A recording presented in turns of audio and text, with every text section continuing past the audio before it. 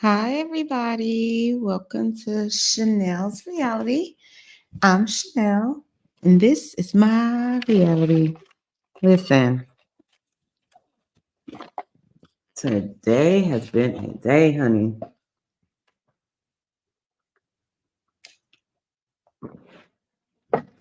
Today has been a day. Um, Welcome to Chanel's Reality. Like I said, I'm Chanel, and this is my reality. I wanted to come on here today because a lot has happened today. A lot has been happening in the world of hip hop, I would say, in Diddy's world. Um, and Jaguar Wright, people have been saying what they've been saying about her for years. I just learned about her after the Cassie lawsuit was filed last November because she kept populating in my feed for some reason. Um, and I probably would say I didn't watch it because I just kept like being like, who is this lady? Because all I would see is Jaguar Wright's return and this, that, and the third. And I'm like, who is this person? But anyways, I started listening to, I think she would go on like the Art of Dialogue, I think is the name of their channel. Shout out to them.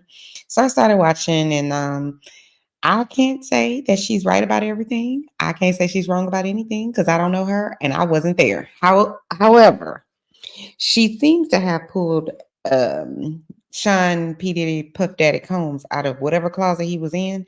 And I don't mean that in like a homosexual shaming way, but wherever he was doing whatever he was doing, she shed some light on it. And once Cassie dropped that lawsuit, all of the things have come out, I think, to some degree. So today I think it was today. I don't know. It could be because today's Thursday now. So yesterday or the day before, I think it was yesterday, that she was on Piers Morgan's Uncensored show. And she was speaking about, the music industry and what's been happening from her perspective and things she says she's either witnessed and or gotten firsthand from some other person that maybe was harmed in this seemingly vicious what is another word I could use to describe dark, just savage world that apparently Diddy and a whole bunch of other people in the music industry, film industry, I'm just gonna say entertainment industry and as a whole. So she went on there and she spoke about it. I watched it. There's another guy, I think his name is DJ Vlad. Don't really like him. But I've only seen him twice on a video, and both times I was just kind of Today I was kind of like but he's just not my judge. And when we watch it, because I've only seen some of it, I'll go over why I feel that way. But she also said that JAYZ basically is worse than Diddy on some level. And like I said, everything on Chanel's reality is in my opinion. It is all alleged, okay, and it is for entertainment purposes only. Take it for what it is. The other thing is, there was one other thing I was going to say. Oh, I always want to say this. There should be a trigger warning, probably. I'm gonna put my little trigger warning on here. Because many people are what's the right word? Are victims in many different ways, and victims don't come in pretty little packages as much as people want them to. They don't. Many victims will recant their stories. Many victims are very scared to come out and talk about whatever it is that has happened to them, and they have many reasons for that reason. And everybody's reason is different, but usually they fall somewhere in the world of fear, fear of being blamed, fear of being shamed, fear of being called a hoe, fear of being found out supposedly to be gay or not gay or whatever it is that they had going on. It could also be feared that someone's going to retaliate against them. So if it's your mama's boyfriend, they might retaliate. They could ruin your reputation, on and on and on. And like I said, everybody has their own what's the right word? Reason for why they do come out or don't come out. And so Cassie's um, lawsuit that was filed last November seemed to open the floodgates. And I don't know that they have been closed back ever since the FBI or Homeland Security um, literally went to Diddy's. I don't even call them homes. I'm gonna say mansions because my house is listening nowhere near that. A little house, okay, on the hill. Um, but his mansions were raided seemingly simultaneously, and then since he has been arrested and taken to jail, it has been listen. It's almost been like a nonstop storm. I'm not gonna hold y'all because I haven't had any sleep. I need to get my beauty sleep. But I did want to just come on here for a little bit and make a little video since I haven't had any time really today to do anything. Um, so let's just get into it. So I want to play this first because I love me some Cat Williams. Let me share my screen because I think that Cat Williams is a whole trip. But Cat said it's up for all of them in 2024. That's what Cat said. I ain't said, but he clearly was right. Let's be clear.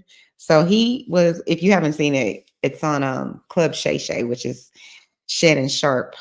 He used to be a football player professionally. So let's take a listen. Told you applies to 7 people. How they all end up with that. That's part of what you get.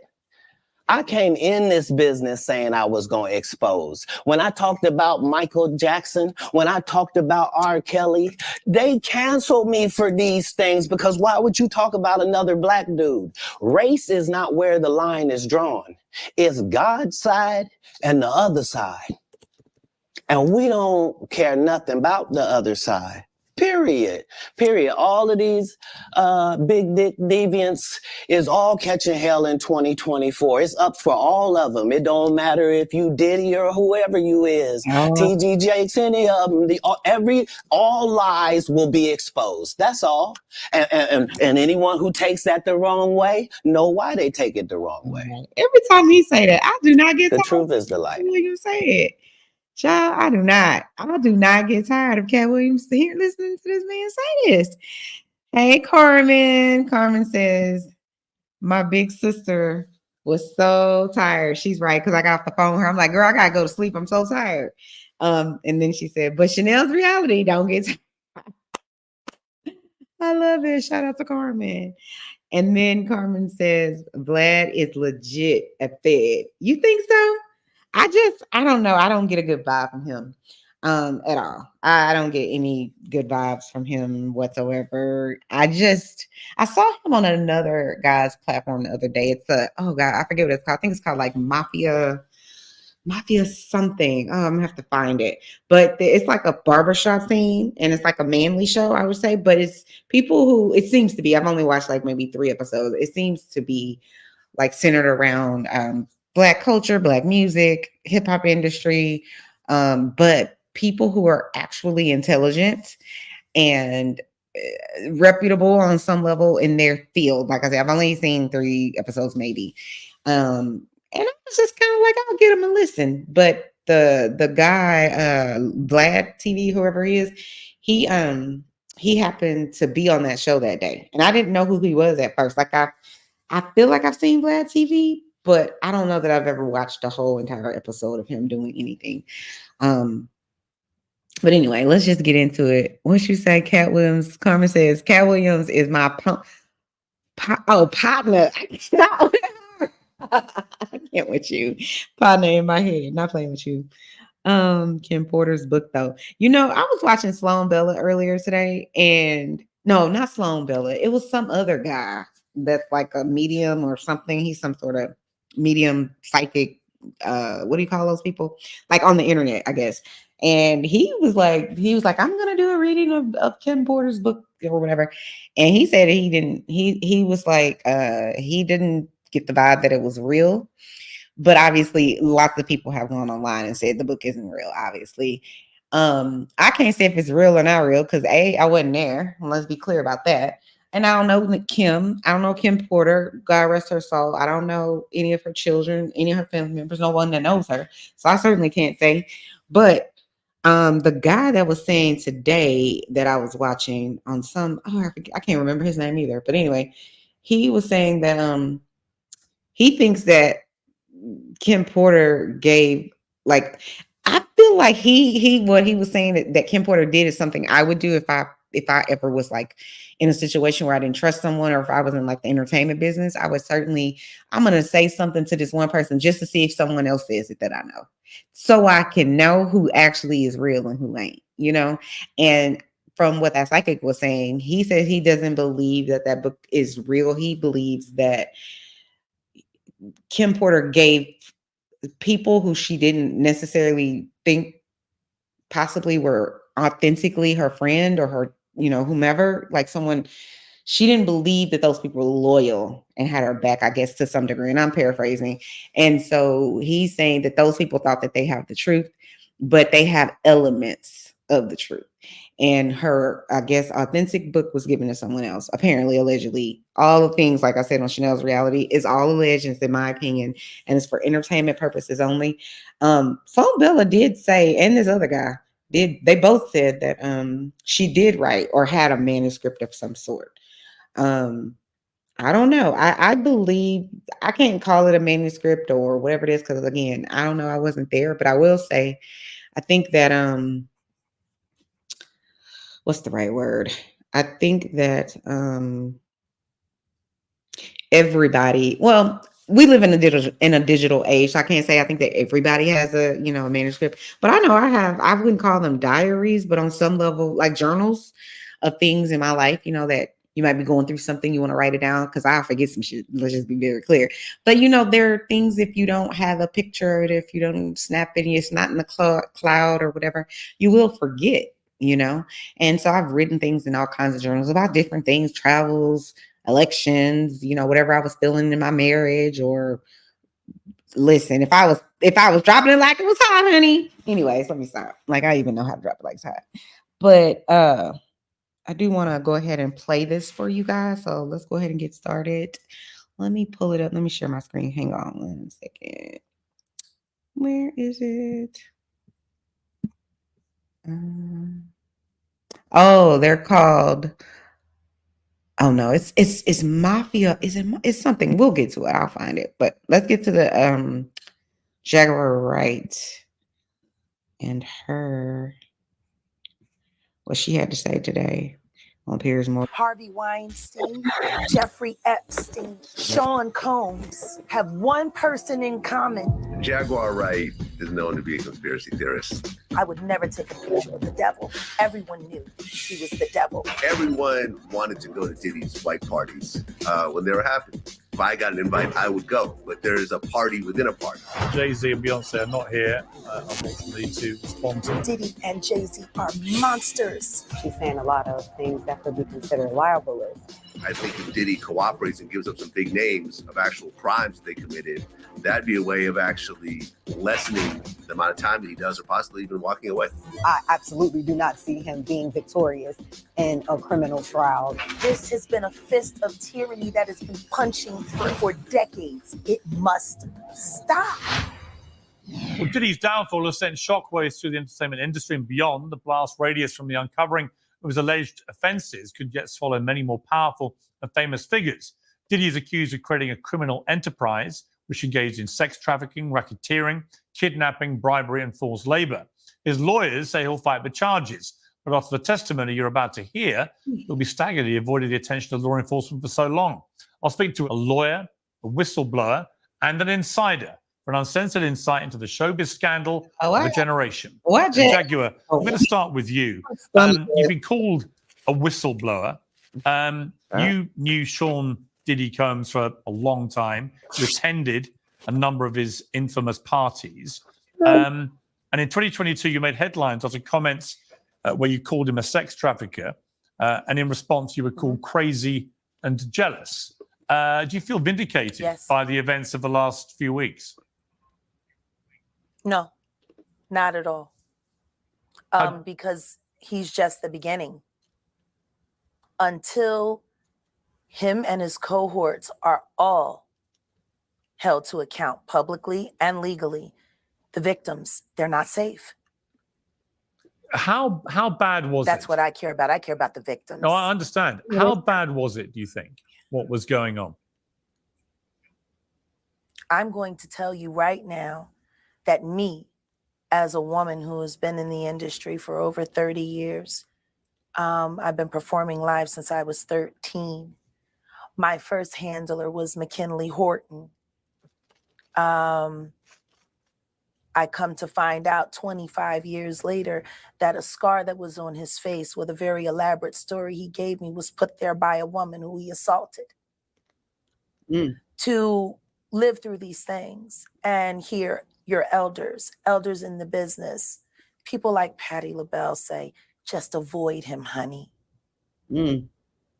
And being taught to be just avoid him, honey. It's not good enough.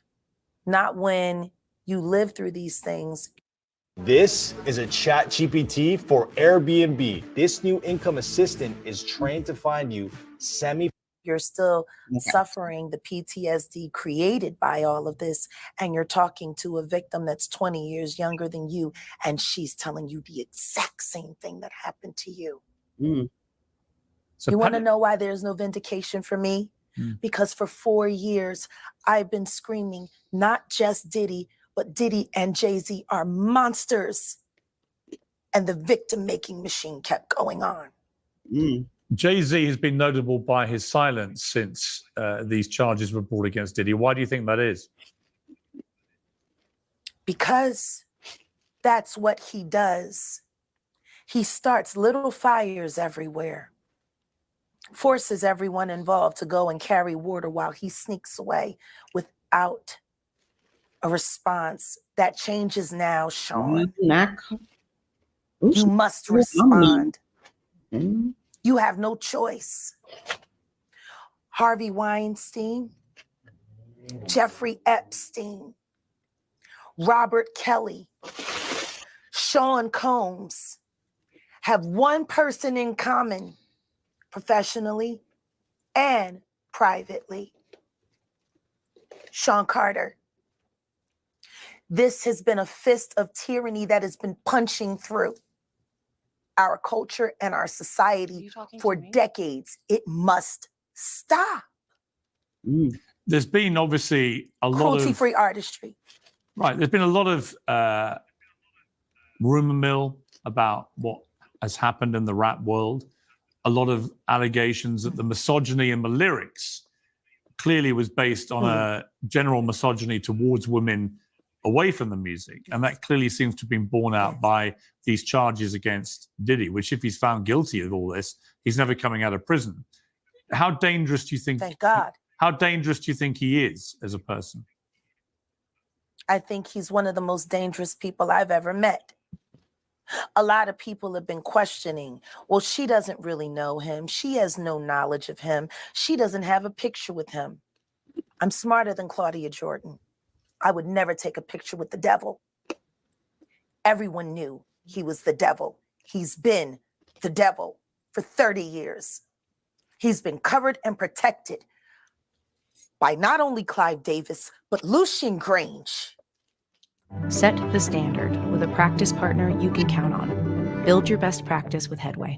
She like, now what did Claudia do? He was selected to be the demon that he is, to keep the culture in line so the industry could continue to rape it for all of its precious jewels. We have too many lost. The list of lost is ridiculous. And everyone knows Diddy was selected for this job. He's the Judas. Do you think that if he's cornered in the way that he's been now, that he may start revealing things about other people? He has no choice. His ego and his drug addiction won't allow him to do anything different. Anybody who thinks he's not going to talk is crazy. The simple fact that he's not saying more now only means that the people who have been protecting him all along, who put him in position to be such a horror to the Black community, still find value in him. He's got everybody on tape. They all know it. So nice. For those who were never at these freak-off parties, what were they like? See, this is the thing. Everything that I'm about to say to you is not my firsthand knowledge. It is my firsthand witness account experience. I was a sex worker. I was a dominatrix before I got my record deal.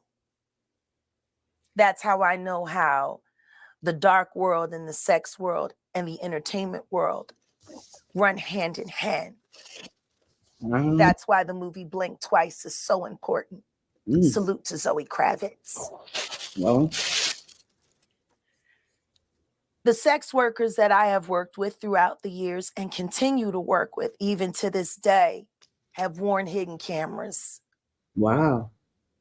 I have my own tapes. Ooh. I've seen what they do, I the get- ritualistic Mhm. behaviors, the drugging, putting girls in the suitcases, Oh my God. dumping them in alleyways. It's horrifying. And it's all done under the protection of this is going to be paid off. There's another NDA. This is going to be, it's terrible. It seems to have been It's terrible. something that a lot of people knew about, but people were simply too Everyone scared knows. to talk about. Everyone knows. And every person that's sitting there trying to act surprised knows very well. The whole point of this, like Cat Williams said when he sat with Shay Shay earlier this year, the whole point of this is for them in a coordinated effort to pretend like none of it is real for the public's perception. But everyone knows what's going on, and it's been going on for years. It's been going on before Diddy. See, people keep looking at him like he's the Sputnik that came out of nowhere. This is someone who was designed to be what he is. We got to stop making Diddies. And if we're going to do that, then we got to go back. We got to go back to even further the mentors of these people. Because Diddy was taught how to do what he does systematically. And Clyde Davis has been his greatest teacher. Ooh. Look, Clive Davis is not here to respond to that, nor is Jay-Z. But a lot of people, famous people in the music industry, have been notable, like I say, by their silence so far. It's also been notable that since the Me Too campaign began in 2017, the music industry has largely avoided the same scrutiny that other industries have had. Why do you think that is? I'm sorry, I didn't hear that. Since Me Too began in 2017, the music industry has largely avoided the same kind of scrutiny that other industries have had. Why do you think that is? Well, because the Me Too movement was a ruse. Mm. It was a setup. It was a scam. I'm saying that now, publicly. Dream Hampton spearheaded the Surviving R. Kelly campaign, which fueled the Me Too campaign. And that was all funded by Sean Carter to make sure that Robert Kelly went to jail. Get his lick back. Why is nobody understanding that Dream Hampton was being financed and ran by Sean Carter? They were able to go and get all of these witnesses because he was there with Robert Kelly. How does Jay-Z sit down with Gayle King and she not ask him one question about the intersection between him and Aaliyah and Robert Kelly? This is insane that people keep refusing to see what's right there.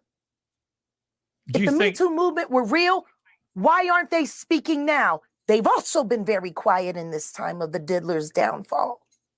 The diddler's child. Jaguar, Yes, they're on vacation. if this goes to court, Jaguar, do you think the world is going to be shocked by what comes out? Oh, absolutely. I just don't know why they are. It's been happening in front of everyone's faces for decades. For decades. How many victims? What's the difference between me and Judy Garland? Social media. How many victims? There was none for her. How many victims potentially do you think there could be? Thousands. Thousands. I've talked to hundreds that I deal with still myself. I have 3 victims right now who are willing to give testimony about not only what Mr. Carter has done to them, but his wife as well. They're a nasty little couple. They do nasty things. What do you think happened with Kim Keeping Porter? people against their will. Putting people on planes while they're unconscious, just like Aaliyah got on that plane. Unconscious. There's a lot of things that people don't want to. Ready? Yeah. Excited? Yeah. All right, here we go. Oh my God. Talk about. I cannot. Piers. Listen, like I said, Jay-Z and Beyonce are not here, unfortunately, to respond to that. I know. Um, I'm just being honest with you. You're perfectly entitled to your views, obviously. Kim Porter, Yes. a new book claims that Diddy may have been involved in her early death. What do you think of that? I think people should really look into that more. I am friends with Albie Shore. I love him. I love his children. I knew Kim. We used to all hang out together at the Kit Kat Club back in the mid-90s when Diddy was first starting his reign. I watched that whole thing happen. And everything that Albert has been through, every attempt on his life that has been ignored by the authorities, it all leads back to Diddy, and everyone knows it. The wiretapping of the phones, putting air tag on children during visits. These are normal practices that these people do. Jaguar, I've got to leave it there. I really appreciate you joining me. Thank you very much. Thank you for having me. And thank you for caring. I do care. Thank you very much. Well, I'm joined now by the host of Vlad TV, DJ Vlad. DJ Vlad, I mean, pretty horrifying listening to these testimonies. What did you make of what you just heard? Well, Jaguar Wright is known to be a conspiracy theorist. I don't really co-sign anything that she says. I've never had her on my show, and I don't have any plans to have her on my show. You don't believe her? She got an album in 20 years, and a lot of this stuff is just stuff she's heard, things she's making up, and so forth. I'm not saying that there aren't serious things that Diddy may have done, but yeah, I can't co-sign anything that Jaguar Wright is saying, if that's your question. Well, I mean, obviously, since we last spoke, there have now been these charges against Diddy, which are incredibly serious. You didn't think at the time we last spoke that he was likely to face these charges. Are you surprised it's come to this? I'm not surprised, because I feel that law enforcement in general is reactionary. I think that when you look at high-profile individuals, their arrests, indictments usually come after a documentary, a big TV show, or in Diddy's case, there was this huge lawsuit that Cassie filed, and everyone got to see all the details and all the attention that came to it. So, okay, this is where he started to irritate my soul, when he's saying, as he's making, in my opinion, he's trying to make some sort of statement by acting as if the only reason, you got to look at what he's saying and why he's saying it. He's acting as if the reason that these victims are able to come out, or they have come out, let me say it like that, is solely because there was some sort of documentary, or there was some sort of something that was made public. And so now the federal government or the police are getting involved. Let's stop right there. Knock it all the way off. You're only saying that because you're sitting in the rooms and you want to sit in the rooms with the people, in my opinion, that are in the entertainment industry that can get you somewhere, wherever that might be, wherever it is that he likes to go and be and whatever. That's what it feels like. It feels very opportunistic because, first of all, when and where did you get any sort of valid type of credence to be able to say what you're saying? Do you work for the FBI? Did you work for the CIA? Did you work for Homeland Security? Did you work for even your little wherever, whatever city you're from? Who have you worked with? Who has given you this knowledge that the only way that the only reason that these people are basically being attacked, people like Diddy, R. Kelly, Weinstein, Bill Cosby, whomever else, the list goes on and on. It's endless of people that have deviant behavior, especially sexual deviant behavior. But where are you getting this supposed informed knowledge from? Unless you or someone close to you that works for these different agencies are giving you this information and you have some sort of knowledge about it, what the hell are you saying it for? That's my issue with his comment, because he's making it seem as though that the federal government has nothing else to do but get on the internet and say, "Oh, okay, let's go build a case off the internet." It wouldn't. They wouldn't have the. Conviction rate that they have. They wouldn't have the conviction rate that they have if the federal government was solely dependent upon and decided cases based on whatever they found on the internet. Now, let me be very clear and let me qualify what I'm saying. The internet can definitely help bring visibility to an issue, a concern, a social problem. It can certainly do so. I never watch those videos. You know, they'll have those videos of someone fighting or some man hitting a woman or a woman hitting a man or kids fighting after school and whatever. I never like that because I'm not a person that likes to watch violence, period, point blank, end of story. But there is a part in society where I'm happy that that happens, right? I've never watched that video of Cassie getting beat in the hallway. I accidentally played it the other day on one of my lives. I played just a small clip, and as soon as I saw it, I was like, "Oh Lord, let me take this off." But the reason that I say it has it can play a part is because now we have you on video. That's irrefutable proof. You cannot deny it. Once we see it, once you know, you can't say you don't, right? So it's interesting to me. And I think even if you watch Chanel's reality and you listen to this interview, you should go back and listen again, even on your own. You don't even have to be on my platform. You should go back and listen to his words again, because they're very interesting to me. He doesn't really, in my opinion, nail Diddy to the wall. And I'm not saying that he has to, but I feel like he chooses his words to make sure that it leans in the sense of like, this isn't that big of a deal, you know. I don't know. I thought Diddy was gonna get out on bail. I'm surprised he didn't, you know, that type of thing. And I'm like, why are you surprised? Why are you surprised that he did? Why? Well, let me back up. I'm saying, I will say this. I am surprised that they kept him in jail, but only for this reason, because I've done research. And the research that I've done, the research shows that people who are violent towards anyone, and particularly people who are violent against women, they don't go to jail. If they do, it has to usually be egregious. And the reason I know that to be true is because why do we have laws in our country that say that if the police come to your home or wherever it is that they're called to, because some person is being violated in that way, even if that person, typically a woman, because there's no Violence Against Men Act, there's only a Violence Against Women Act, let's be very clear, right? So we know who the victims typically are. But if that police officer or law enforcement shows up to the home and the person who clearly has been violated will say, usually out of fear, "No, I don't want to press charges," right? Because they know they press charges. Let's say that the cop even takes them to jail. Let's just say hypothetically, they're going to be out in 15 minutes, an hour, 2 hours tomorrow, whatever it is, and reoffend.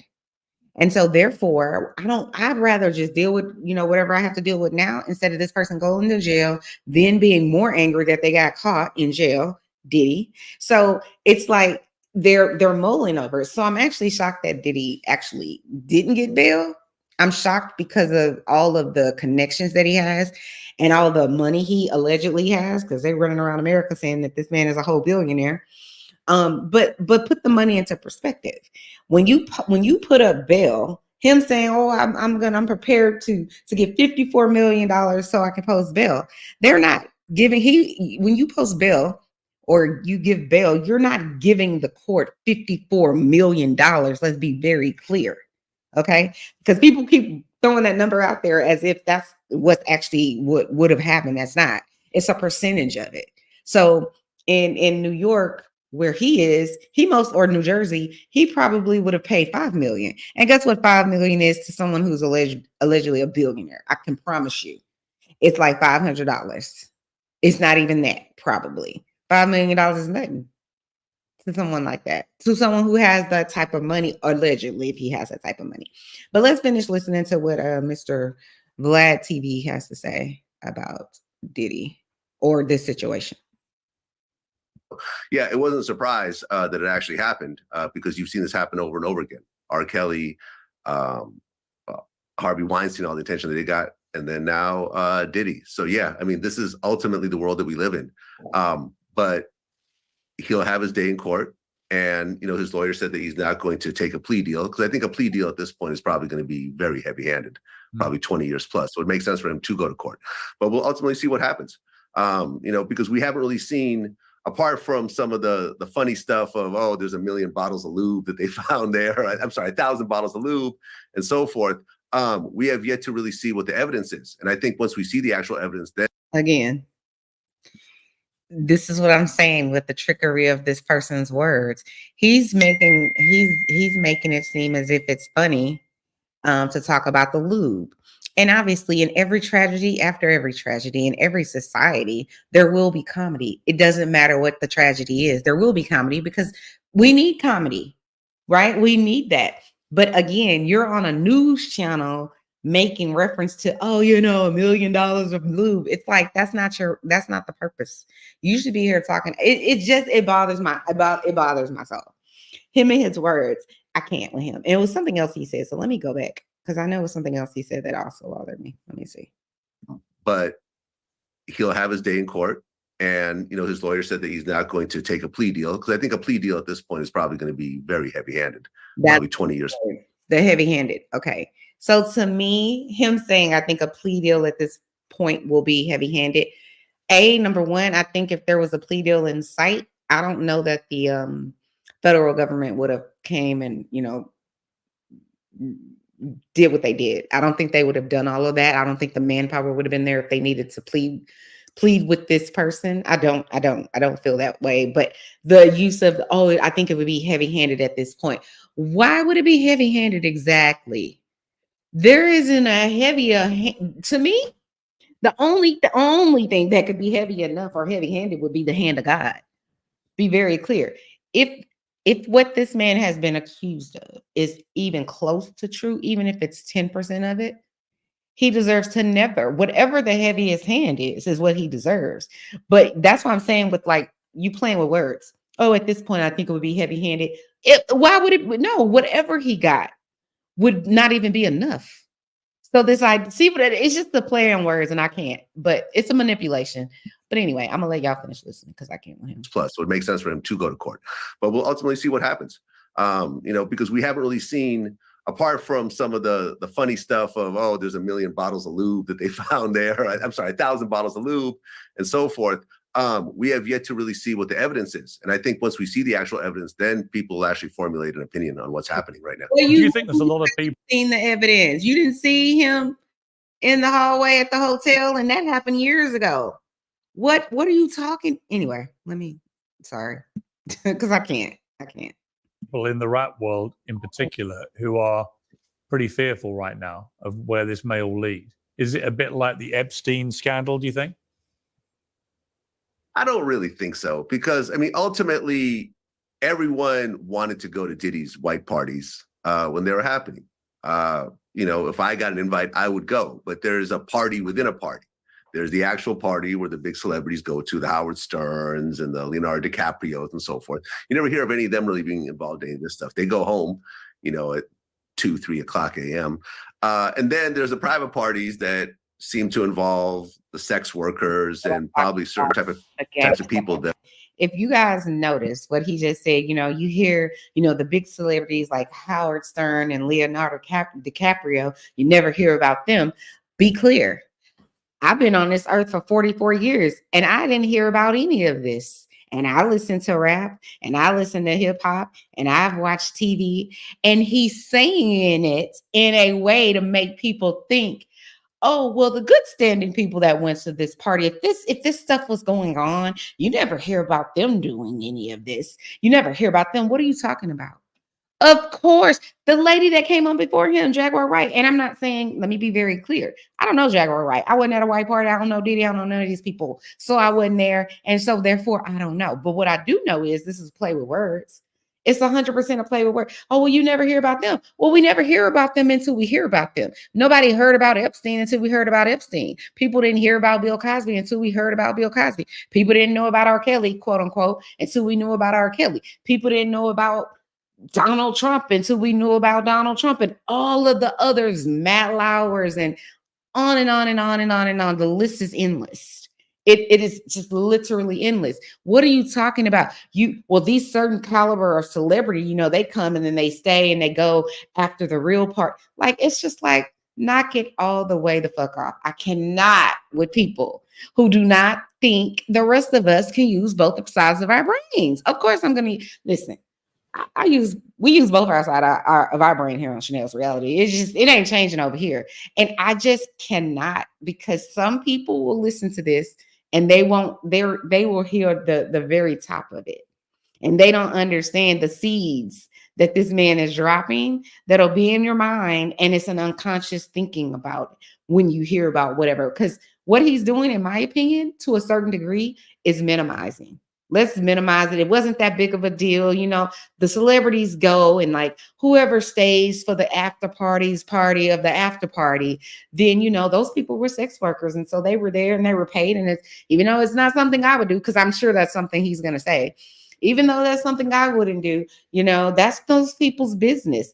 This is the reason that, what was it, yesterday? I think some attorney in Houston said that he had 120 new lawsuits coming at Diddy's head, essentially, and all of the other entities or other people involved and all that. That's why. And that just happened in what? We've been listening about what's going on with Diddy for over a week now, at least minimum a week since he's been arrested. And 130 people came from somewhere. Like, it's just kind of like, stop it. Like, knock it all the way off with the nonsense. Because to me, this is nonsense. But again, let me woosah. Because first of all, I'm supposed to be asleep somewhere. Okay. Acting like I ain't got nothing to do tomorrow. I gotta go get ready. I got a party to go to. Anyway, let's finish listening, guys. That are kind of in an inner circle. No. And we'll see if those names ultimately come out or not. You know, I think that when it comes to a situation like the feds, cooperating is a very big thing. And I think if Diddy cooperates and gives up some big names of actual crimes that they committed, that'd be a way of actually, you know, lessening the amount of time that he does, or possibly even walking away. I mean, what had you heard about Diddy over the years? Obviously, people knew he had parties. They knew he was a big rap star and so on. But the nature of this kind of thing, I mean, I'm asking because when I watched, for example, I met Diddy a couple of times. He was always perfectly charming to me. Yeah. But you know, I've met a lot of people who were charming and turned out to be monsters. The video that came out of showing him beating up his then girlfriend in a hotel corridor was so shocking that when I watched it, I remember thinking, well, this guy is capable of anything. I mean, a man that would do that, who's that famous, who would do that to a woman in a hotel corridor, public hotel corridor, if he's prepared to be that violent in public, knowing there might be cameras around, he's prepared to do pretty much anything, was my conclusion. I mean, what did you hear about him over the years? Yeah, I mean, that tape was horrific. And after our interview that we did with Roger Bonds, who I helped to bring onto the show, I did my own interview with Roger Bonds. It was a very in-depth, I think, two-hour interview where he goes into actually witnessing a lot of women that were physically abused by Diddy. I mean, not only Cassie, of course, which he saw multiple times, but Kim Porter. He was on a trip where Kim Porter got her nose broken allegedly by Diddy and flew in a plastic surgeon to fix it. There was a personal chef that Diddy beat up. I actually heard voicemails of her describing it. This wasn't even something that she wanted to come publicly with. There was other women as well that I got details on. So I think that Diddy has a long history of violence towards women, but also of men, because there's also the Steve Stout incident. If you remember that whole situation, he was in a music video with Nas, Hate Me Now, and there was a scene where Diddy was on the cross like Jesus, and I guess he went to Steve Stout afterwards and said that he wants to take that part out. That part wasn't taken out, so Diddy and his entourage show up at Steve Stout's office and they beat him with a champagne bottle, which they ultimately settled out of court for. So I think there's a lot of violence that has happened around him, and I think it at this point is just catching up to him. There's lots of rumor mills about. He says, I think that there's a lot of violence that happens around him. Really? Didn't you just say 5 seconds ago that you heard some girl or some lady on a voicemail, a chef, who basically said Diddy beat her up? Didn't you say that Diddy allegedly broke Kim's nose on a somewhere on a not a ship, but a boat or a yacht somewhere, and then he flew in what do you call it, a plastic surgeon to fix her nose? Didn't you say that? Didn't you just say that there was a video that Diddy was in with Nas and Diddy was portrayed on a cross like Jesus Christ, and he got mad about that because he didn't want that to be in the video, and so then he went to someone's office. I forget the name of the man's office that he said he went into, him and his goons, and they basically brutalized this man with a champagne bottle. So you say 3 or 4 different instances where you are saying this man has been violent against multiple people, not just one person, multiple people, and then you say after that, well, violence has happened around him. What are you talking about? What do you mean around him? You just said 4 different times or 3 different times that he committed the violence. What are you talking about? Him and his goons. How is this happening around him? No, he is a partaker.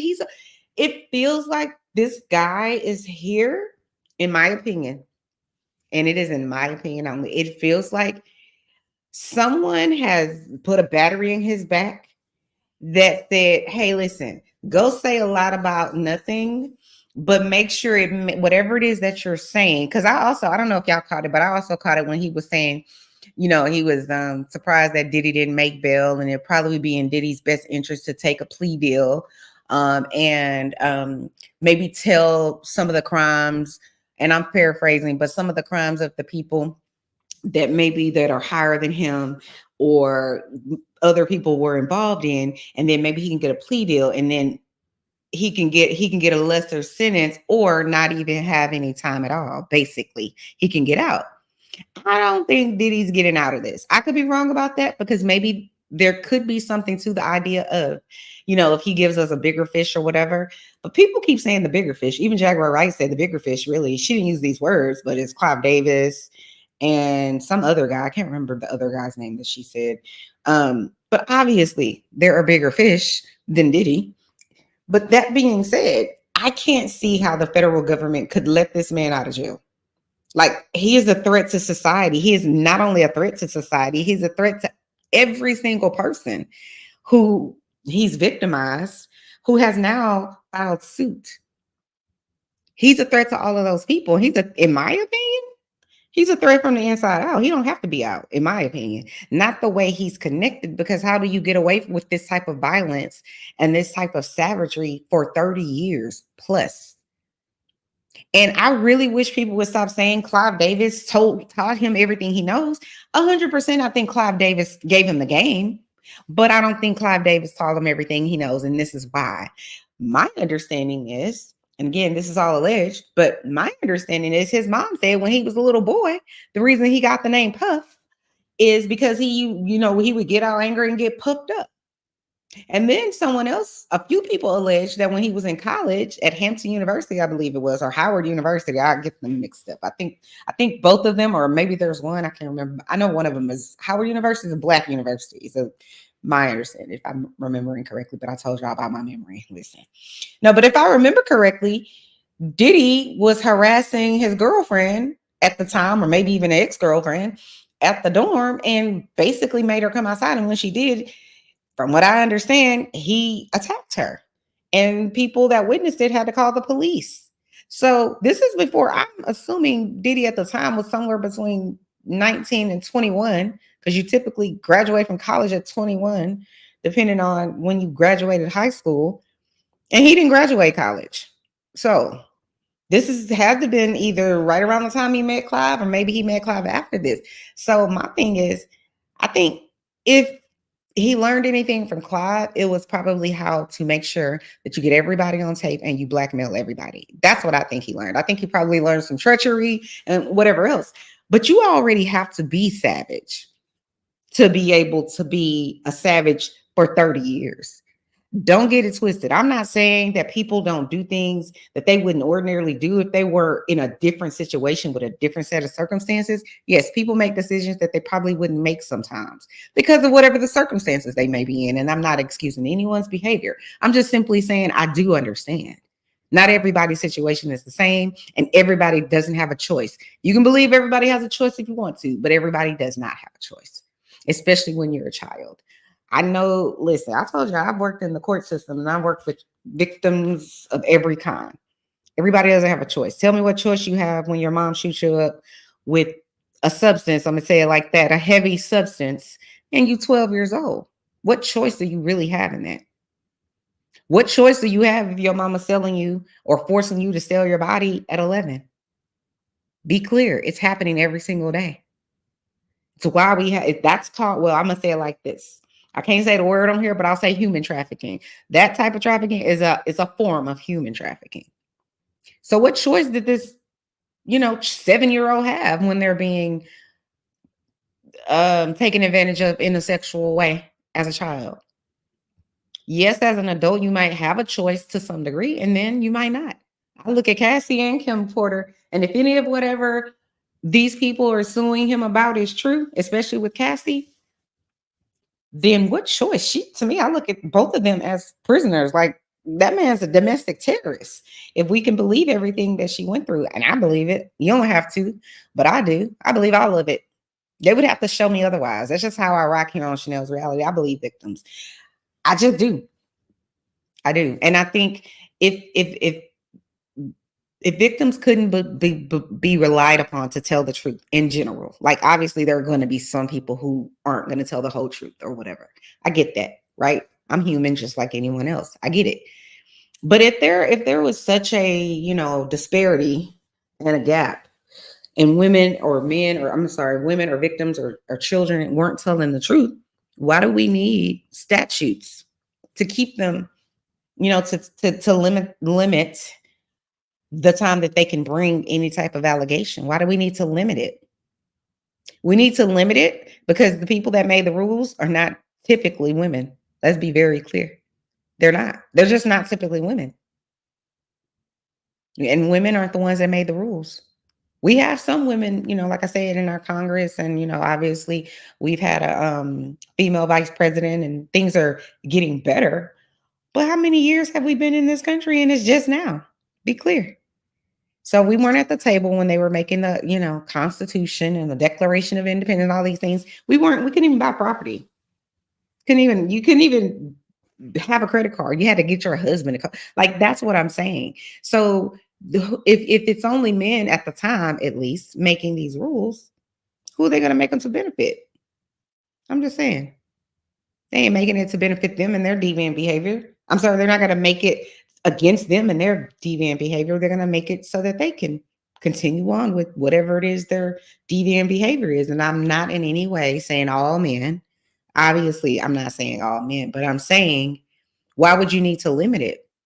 And for all of the people out there that'll be like, oh, well, why didn't they come forward 30 years ago? Like I said, if someone's holding a pow-pow to your 5-year-old's head saying, if you tell your mom, I'm going to off her and you, I'm pretty sure the 5-year-old's probably not going to say anything. Just saying. And it don't have to be a 5-year-old. It could be an 8-year-old, a 12-year-old. It could be, clearly, it could be adults that you don't even have. They could be full-fledged adults still in fear. So what do you think that does for someone who's 15 or someone who's 12 or someone who's 6?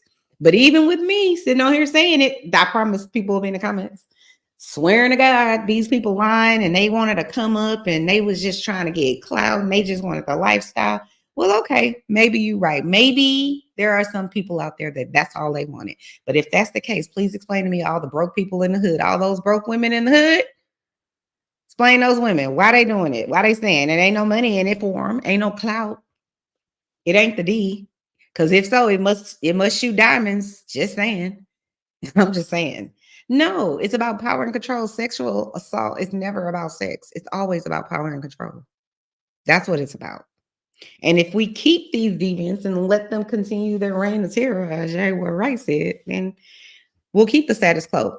But ask yourself, if they named Diddy, if they gave you a newsletter in your neighborhood and said, hey, listen, this person is going to be living in y'all neighborhood next to y'all, and they said the feds raided his house, or they were going to raid his house, or we won't even put the feds in it, but this just regular person is going to come and live in your neighborhood, and he's been accused of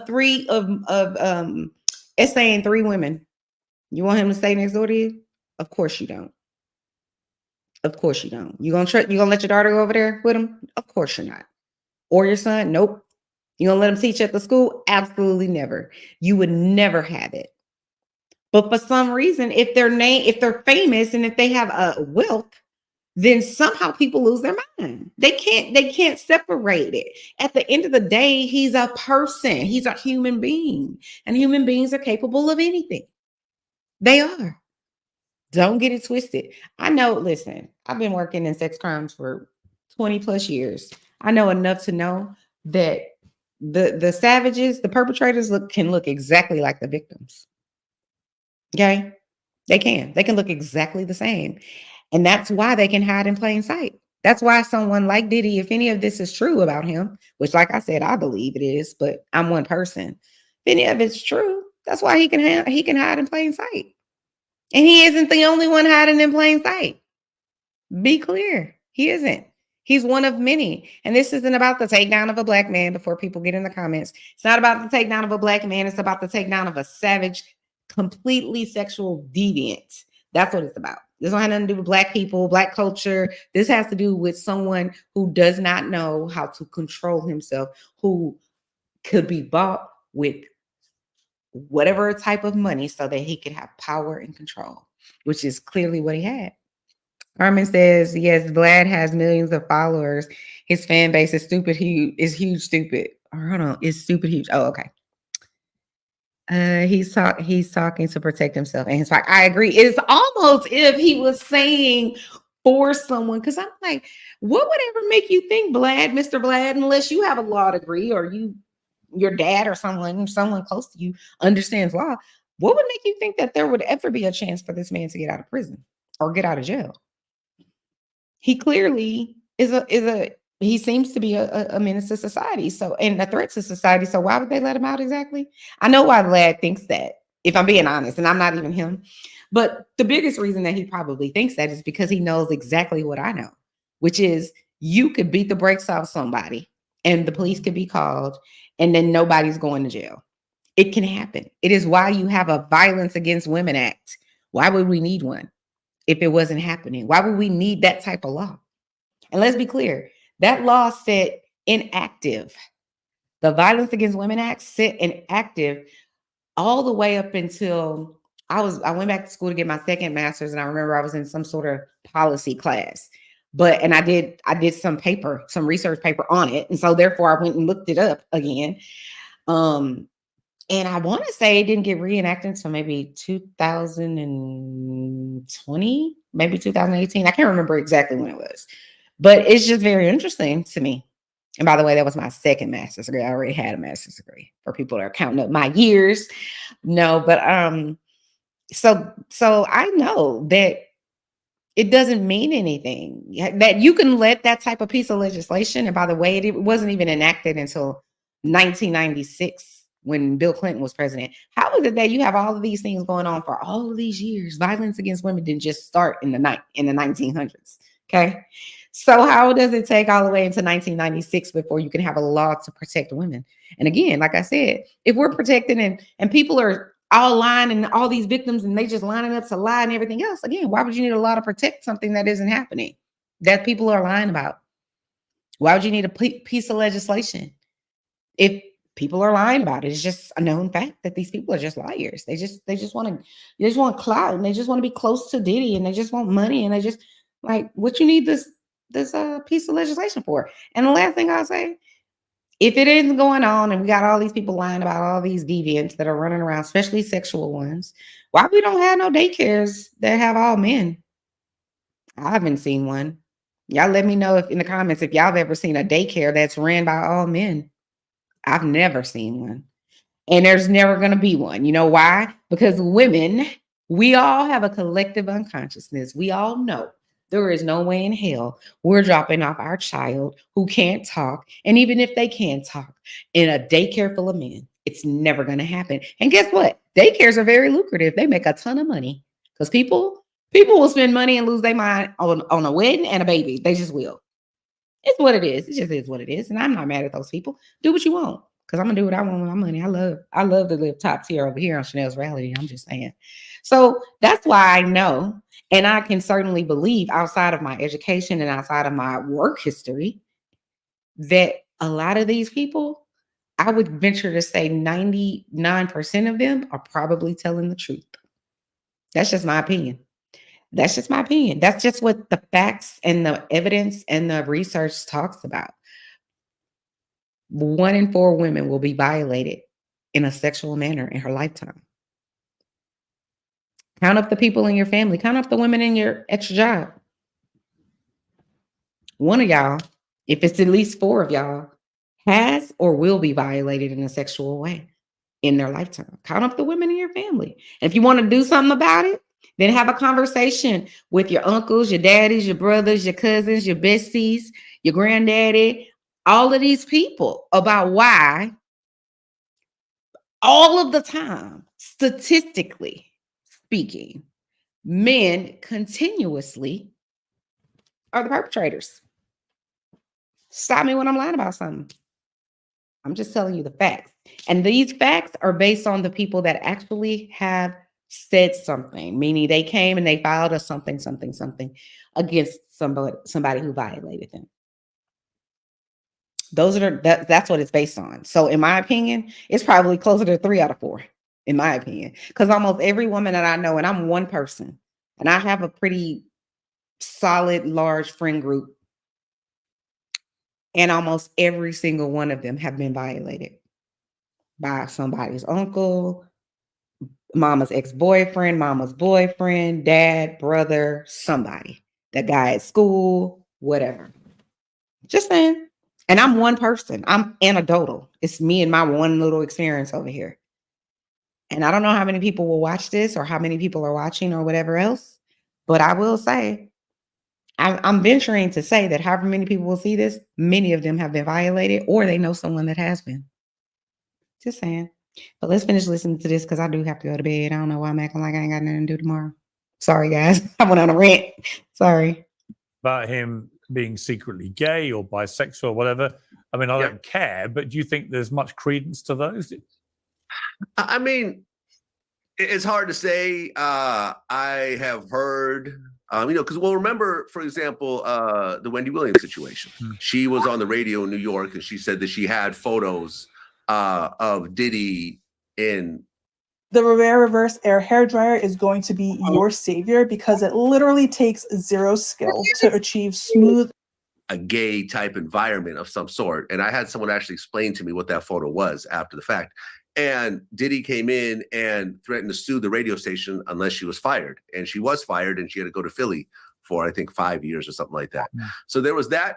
I'm not sure how true it is because it was just a photo, and a photo, could mean a lot of different things. I mean, the fact that he's a cuckold, that he likes to masturbate while watching women that he's with have sex with other men. I don't know. Is that gay? Is that bisexual? Is that just being a cuckold? It's hard to say. It's not something that I'm actually into. But I'm sure it blurs the lines between homosexuality and bisexuality somewhat. But I don't think he's exclusively gay because he has a lot of children. It's hard to really say, and it ultimately doesn't really matter. And, I've talked about this in my interviews. I think if he came forward and said, hey, I'm a bisexual man, I think a lot of the jokes, like the no Diddy jokes and so forth, will kind of ease down and people might actually be a little understanding of his situation a little bit more, as opposed to him denying it. But ultimately, who knows? I have no idea. I mean, we've talked, people have talked a lot in the last few years that it's unusual that so few people in the music business have been held to account under the Me Too campaign umbrella in the way that other industries were held to account. Could this be, following R. Kelly and others, could this be a tipping point where there might be a lot of other rap stars in particular, perhaps with very checkered backgrounds, lots of rumors about them, could all start falling like dominoes? It's hard to say. Like I said in the beginning, it's very reactionary. I think if there is a lot of media attention over somebody, there's a documentary about them, there's movies about them and so forth, I think that that ends up getting on law enforcement's radar, and then you will see things kind of escalate very quickly. You know, it's hard to say. R. Kelly was extremely high profile. And there will be others, but I don't think that the music industry is really having less situations than other industries. I mean, every industry has certain situations and they're high profile, and there's a bunch of other stuff that kind of falls below the radar. Finally, DJV, what do you think is going to happen here? Do you think Diddy will ever come out of prison? That's a tough one, because I was really shocked that he didn't get a bond. I thought for sure that he'd be sitting in his mansion right now awaiting trial, but he's sitting in a jail cell right now. And it could be years before this actually makes it to trial. So it proves that things are very, very serious on his end. And if you look at the R. Kelly situation, he got, I believe, 30 years.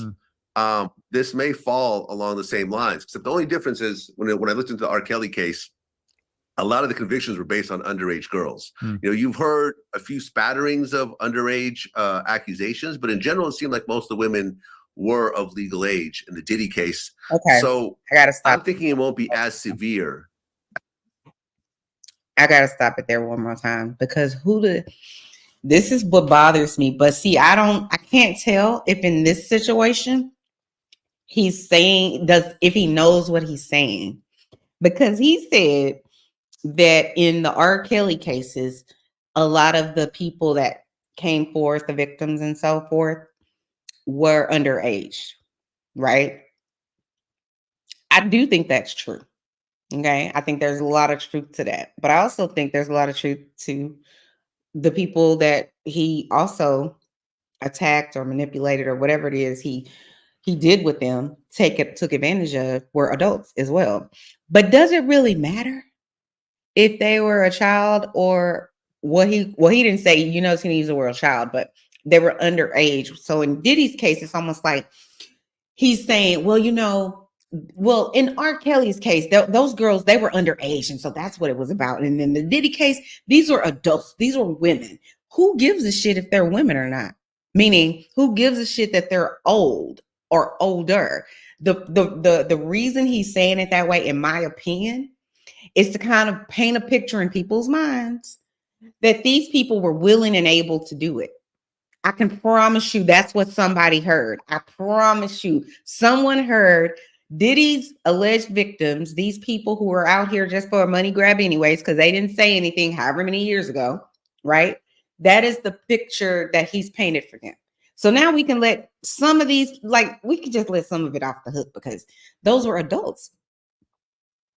It doesn't matter. If you are under the influence, you cannot consent, period, based on the law. Now, I'm not talking about two people who like each other in the club and they got, you know, drunk or had a taste or two or whatever, and went home or to a hotel or wherever it is that they went to, and they both enjoyed and had a good time. I'm talking about, it seems as though, I don't know how many people are out there that have an opinion about this, have actually read a lawsuit. But when you read the lawsuits and you hear about the egregious behavior that I came to meet this man for dinner, I drank a little bit of the wine or whatever it is that I was given, and it doesn't matter. It didn't have to be at his home or whatever. Some of these victims were, I met him at the restaurant. We went on a date or whatever. I drank a little this, that, and the other. And then I immediately felt away. I was like lightheaded and this, that, and the third. And then next thing I knew, I was in a car or limo and I was driven here or there. So I don't get the impression based on the lawsuits that these grown women that he's trying to say is, oh, well, that's the delineation he's trying to make. Well, R. Kelly was a different beast because, those people were underage, a lot of his people. But this Diddy guy, these people were adults. Doesn't matter if they're adults. You can't violate me simply because I'm an adult. What are you talking about?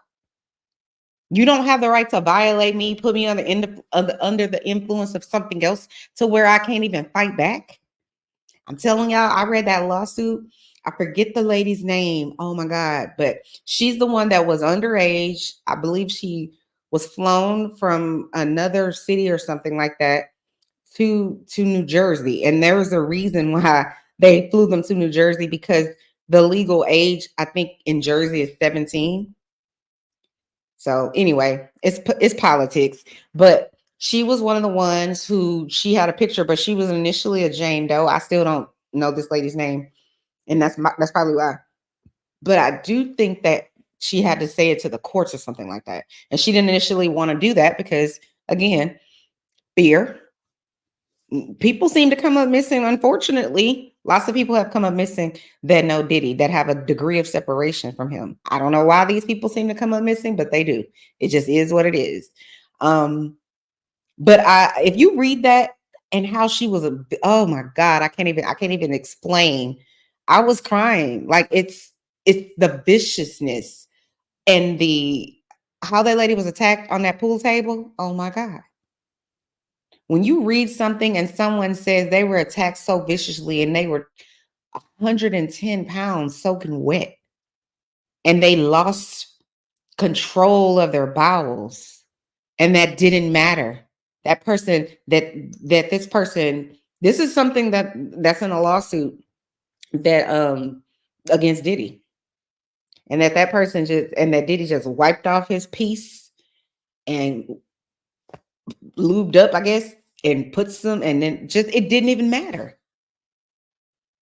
That's just one little thing in the lawsuit, and it's not little. I don't mean to say it that way, but I'm just saying to give you perspective. That's why it's enraging to me when people get online and say, "Oh, they were just doing it for the money." Oh, she wanted, she got on a private jet and this, that, and the third. I don't care where I went. You don't get to violate me. Listen, let me be very clear how I feel about it. I don't care if I was doing cartwheels down the street in broad daylight, butt ass naked. You still don't have the right to violate me, period. You don't have the right to do it. But people, for whatever reason, want to save the perpetrator, not the people on Chanel's reality. Y'all my people. But I'm just saying, you get what I'm saying? But anyways, Carmen says his inner circle is connected to these people. He interviews all the celebrities. Interesting. I'm not shocked. It's not shocking. But anyways, let me go back and then we're gonna get out of here. As it is with Diddy. I'm sorry, as it is with R. Kelly. But for someone like Diddy, who's in his mid-50s, he doesn't want to spend 5, 10, 20 years in prison. No. He wants to get out. He wants to keep it moving. So I think he will get out of prison at one point. It's just hard to say, right now what it's going to be. Yeah, it is. It's a fascinating story. DJ Vat, thank you very much indeed for joining me. I appreciate it. Thank you for having me. Well, I'm joined now by Ariel Mitchell-Kidd, who's a lawyer for one of Diddy's alleged victims. Thank you very much indeed for joining me. There are so many people coming forward now with allegations about Diddy. What do you think about the scale of this case? Well, before I get into that, I kind of want to address the prior two panelists. First with Mrs. Jaguar Wright. She said a lot of things that were very jarring in her explanation of what she saw and had firsthand accounts on. My concern for her, she's saying a lot of things that could be considered libelous. Right. And I would suggest that she contacts an attorney, if only to vet the information she has or purports to have from other victims. At least they can protect her, and then they can also do their due diligence, the attorneys, to make sure that the information she's receiving is accurate outside of the things that she knows and may have proof of. I was very concerned about some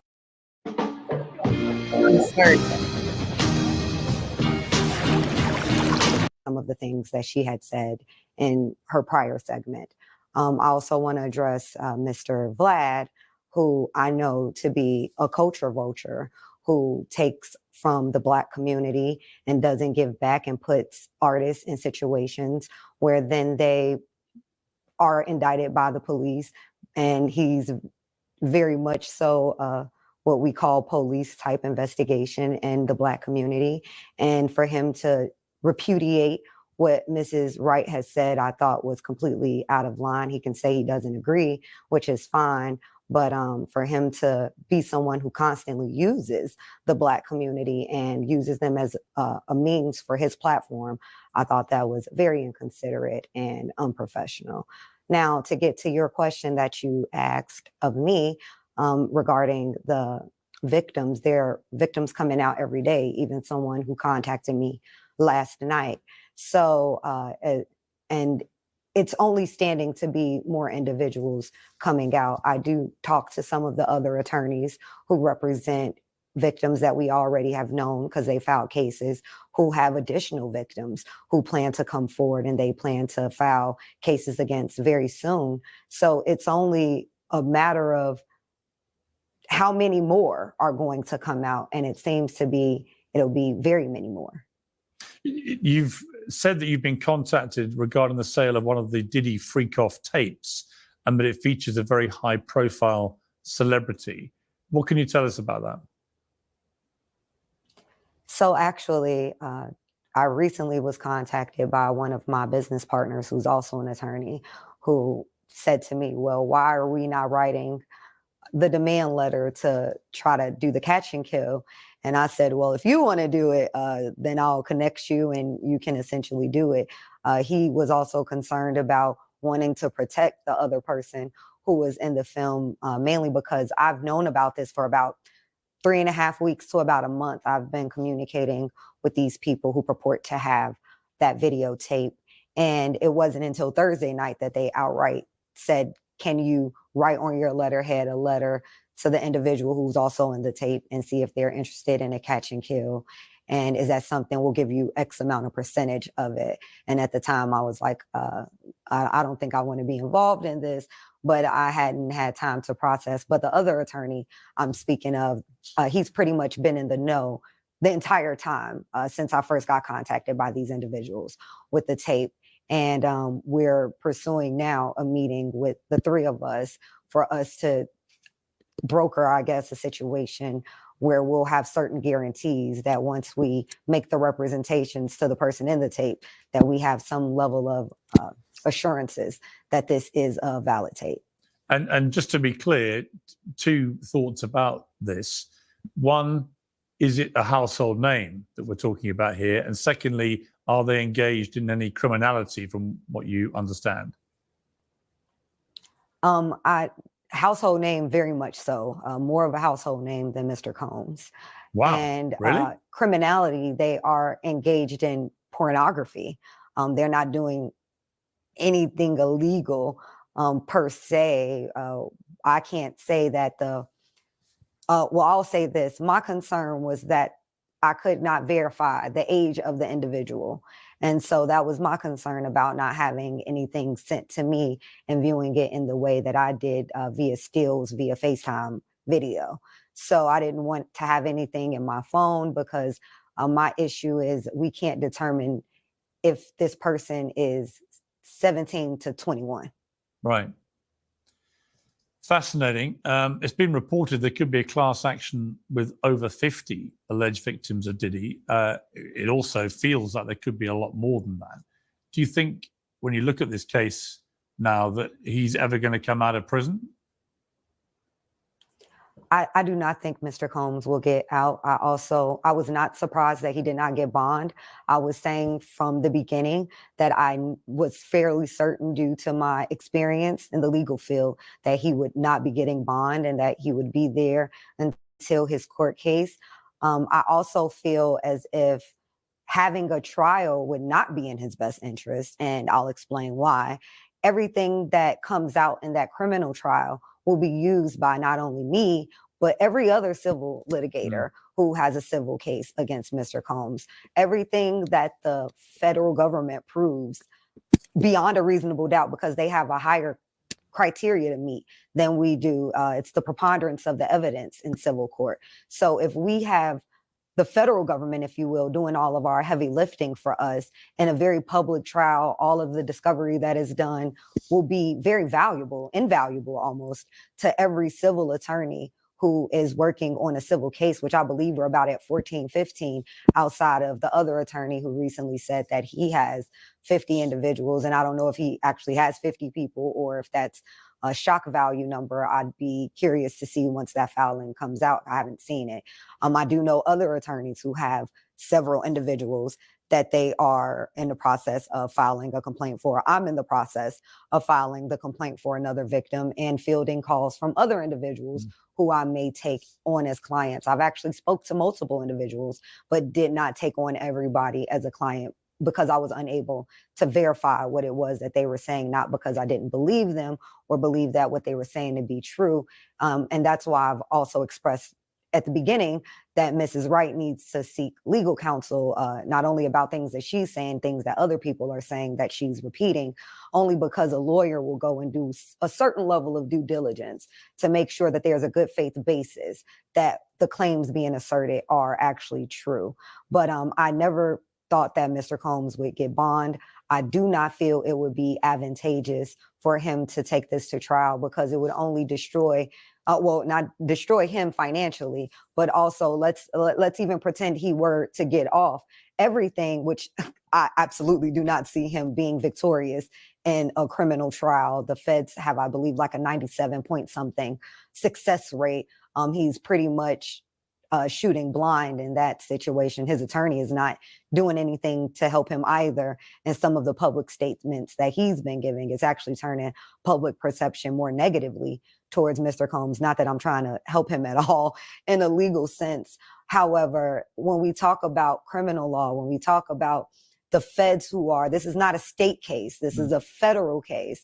When we talk about their success rate, the federal government, especially the Southern District of New York, we're talking about people who aim to kill is the best way I can put it. They are successful. They are the leaders in the field. And anything that comes out, any discovery, any testimony, any depositions that come out will be used in his civil cases, which I don't think he's going to want because that's all he's creating evidence for us to use. And to the point that, while I don't want to acknowledge Vlad, the point that he made earlier about being heavy-handed in terms of any settlement, I do agree to that, only because one of the charges and the main charges is a RICO. And a RICO carries a life sentence, not just a 25 or 40 year or whatever. It's a life sentence. And if we think about how RICO was created in New York to take down mafia bosses, mob bosses. And that's what Mr. Combs is. He's a mafia boss. He's a New York mafioso boss. And the RICO law was created to take down people like him. So if he were to take a plea deal, if only to save himself any potential liability in terms of things that could be used against him in civil court, I can't possibly see him taking less than 25 to 30 years in a plea bargain. However, if I was him, that would be the only option I would have and the only option I would take. So that's pretty much the end of it. I was going to say I'm going to end it here because I do have a life outside of YouTube. But like, share, subscribe, hit the like button, hit the subscribe button. It's a free and easy way to support my channel. Thank you guys so much. Again, everything on Chanel's reality is, in my opinion, it is for entertainment purposes only, and it is all alleged. So until next time, bye guys. Have a good morning, good weekend, because mine is starting now. Talk to you guys later. Bye.